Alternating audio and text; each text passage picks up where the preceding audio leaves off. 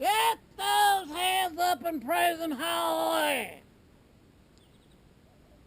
It's probably a little bit louder than necessary, but get them up. I'm down here in Chandler, Arizona, at your local library, so let's take a look around.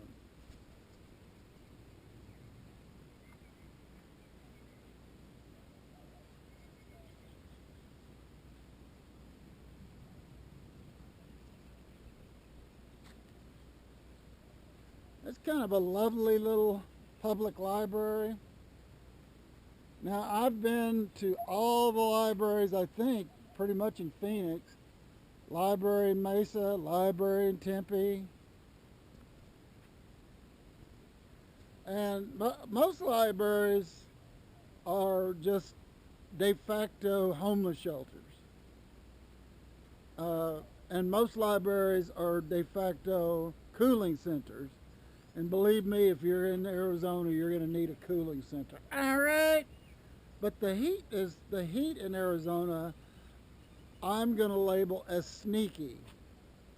So I got up this morning about 5:30, 6 o'clock, and I mean it was perfect. Overcast. Didn't really get cool, but it gets cool in the evenings. Sometimes you need a sheet or a blanket or something. But by the time 10, 11 o'clock gets around, watch out. Mr. Sun's going to do some talking. All right. So get those hands up and pray, hallelujah. But, and I hate talking about the weather, but I'm going to anyway. This next week, you know, the highs are in the upper 90s, maybe touching 100 a couple times, but that's crazy for June. So, you know, God willing, I'm flying to Salt Lake City June the 7th, Saturday, June the 7th. And of course, the highs there are 80, lows 60. And I think that's a big driving force because I did not, I kind of wanted to stay here for another all through June and work since my Texas work fell through. But the Lord wants me to move along, so, which is fine with me. Everybody's telling me that the trip to Salt Lake City is going to be memorable. It's supposed to be beautiful there. Obviously, the weather is about 20 degrees cooler there, which is what I'm all about. I'm right. And Apologia, the church I'm working with right now at the abortion centers, Apologia is down there. Obviously, Salt Lake City, I'm going to be able to brush up on some of my Mormon apologetics, some of my Mormon pleading with people to leave that ridiculous belief system, whatever you want to call it, cult. But it's, you know, in this day and age, I cannot believe with the internet and all the access that these people have to information that they could not look and see that it's historically bankrupt, the characters all the way through the founder, through Brigham Young, all of that stuff, all of it's bankrupt, historically bankrupt in every other way you could possibly imagine.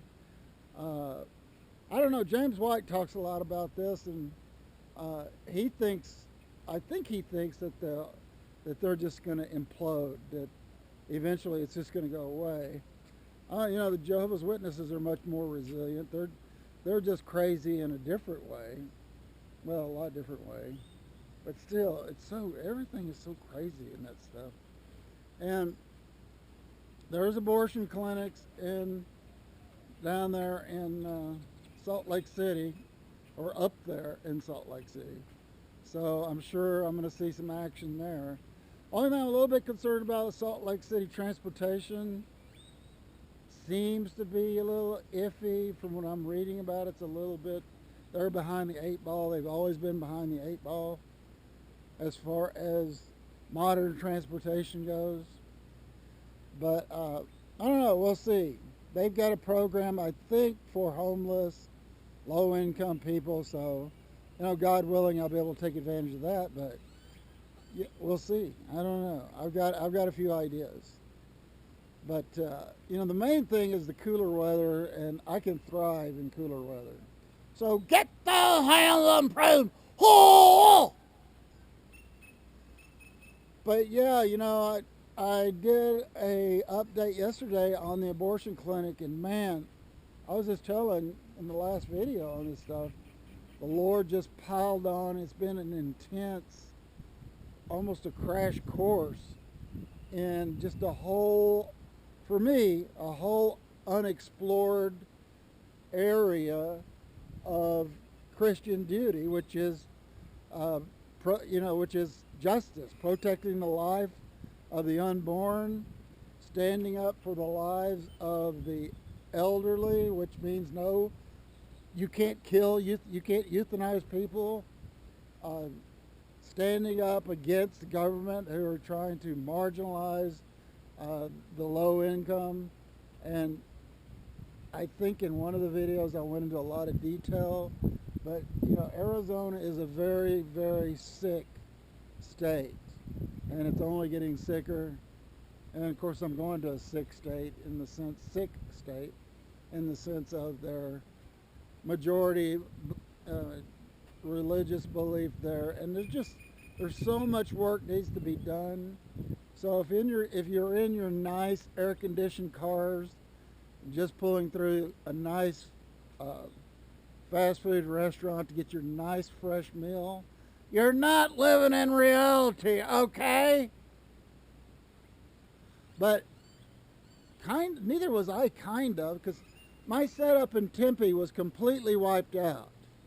When I say wiped out, I had finally, in this concrete jungle in Arizona, in Mesa, I finally had found a place where I could be away from everybody, put all my stuff, a couple of suitcases, clothes, whatever, just put it there.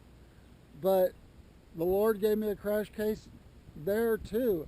All of that was completely wiped out because they had some earth mover come through and just do away with all that. So for the last couple of nights, I've been in a little bit of shock, in the sense that I've just kind of had to piecemeal things to make my sleeping arrangements comfortable, which, for me, I can sleep standing up in a storm with the wind blowing a million miles an hour, so I don't need a Holiday Inn. I go home when it's dark and cool, go to sleep, go into a coma, wake up at 6 a.m., and I'm perfectly fine. I don't care if I have a blanket, whatever. I've got my backpack, I've got my blanket. So I feel more mobile. And with that Go Wild Pass that I've got with Frontier Airlines, I can't be like I have been. I've been shipping clothes and shipping propane heater and shipping this and that, which is fine for my home base, which I'm, God willing, want to make in Durham. But it's not fine for moving about, which is the whole point of having a Go Wild Pass. So I was in North Carolina for a month, came here for a month, shipped a bunch of stuff here, waste of money. Then I was down in Tucson for a week, shipped some stuff here, waste of money.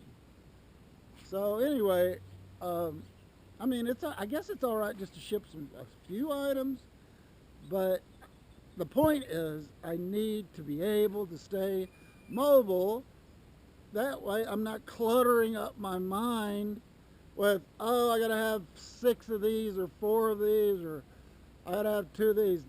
The main thing I'm looking at is transportation, privacy when I do go home, go to sleep, and a means somehow to get a bite to eat, food, for nothing. So I could go on and on and on, about the providence of the Lord. For instance, today, I had no idea. I thought, man, because I just got this epiphany that I wanted to move closer to the abortion clinic because this is the last week I'm going to be working there, God willing. And so just on the spur of the moment, I had to find a place next to a free bus because today my 1 month bus and rail pass expired. So I had to get close enough to the abortion clinic, close enough to a Planet Fitness to it where I could shower. And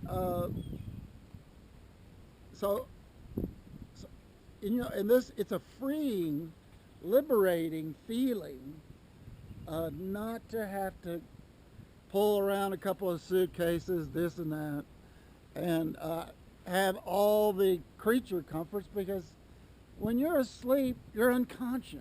All right, at least I am.